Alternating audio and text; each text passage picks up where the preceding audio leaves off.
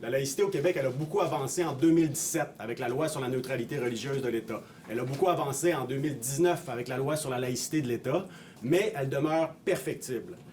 Et cette laïcité, c'est maintenant une caractéristique fondamentale de l'État-nation québécois.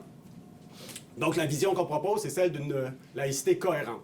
La laïcité québécoise, elle est déjà cohérente parce que dans la loi sur la laïcité, on a des principes et des règles pour la mettre en œuvre.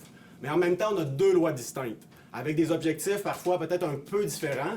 Et ça nous a été rapporté par les acteurs du terrain, à quel point le fait d'avoir deux lois distinctes, ça pouvait créer un peu de confusion. Donc c'est la recommandation numéro 1 du rapport, de fusionner la loi sur la neutralité religieuse, la loi sur la laïcité en une seule loi pour avoir davantage de clarté.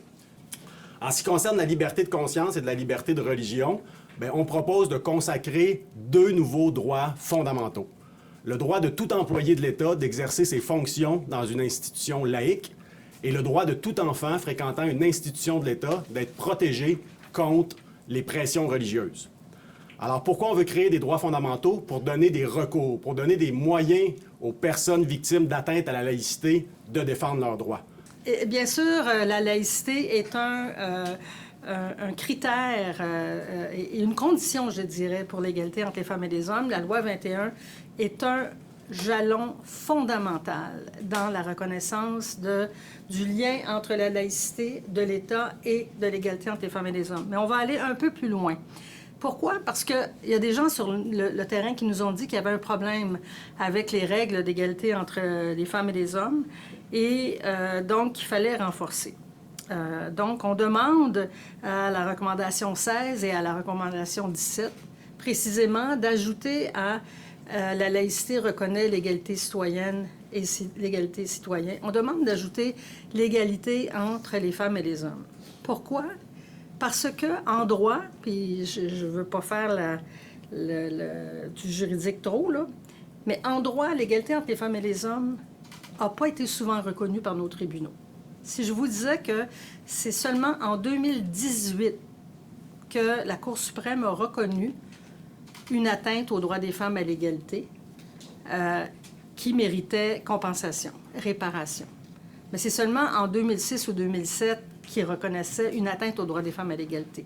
Alors, c'est un droit qui n'a pas été souvent interprété de la bonne façon.